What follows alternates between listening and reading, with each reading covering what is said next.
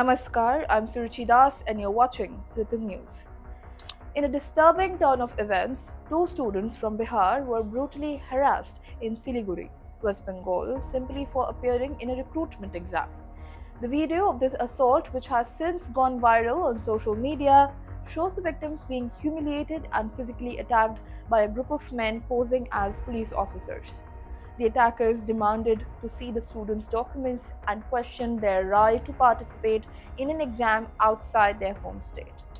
The assailants' actions weren't just unlawful, but they also raised a larger and more troubling question about regional discrimination. While these students were threatened and insulted for traveling from Bihar to Bengal, the Trinamool Congress government has long been accused of showing leniency towards illegal immigrants, especially the Rohingya Muslims. This stark contrast in treatment has left many questioning the priorities of the Mamata Banerjee administration. If illegal immigrants can be welcomed and offered shelter in Bengal, why are citizens from Bihar, Uttar Pradesh, and other states treated as outsiders in their own country? Union Ministers Giriraj Singh and Chirag Paswan have condemned the Mamata government for this selective regionalism. Singh, in his fiery criticism, raised the exact question: red carpet for Rohingya Muslims in Bengal, but Bihar's children are beaten for appearing in exams? This sentiment echoes the frustration of many who see a glaring hypocrisy in the state's approach to outsiders.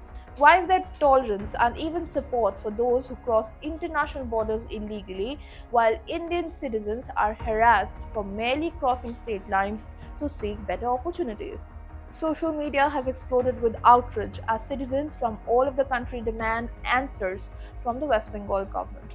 The viral video of the assault has sparked heated debates online, with many questioning the silence of the ruling party and wondering why incidents like this continue to occur without strict action.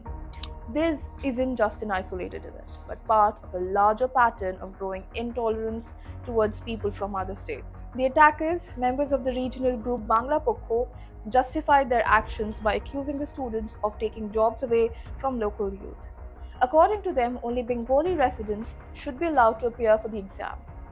This sentiment reeks of a dangerous regionalism that threatens national unity. What's even more alarming is that they felt emboldened enough to take the law into their own hands, further highlighting the failure of the state to maintain order. As public backlash intensifies, the question that everyone is asking: why are Rohingyas and illegal immigrants given preferential treatment while hardworking Indians from other states are subjected to violence and harassment?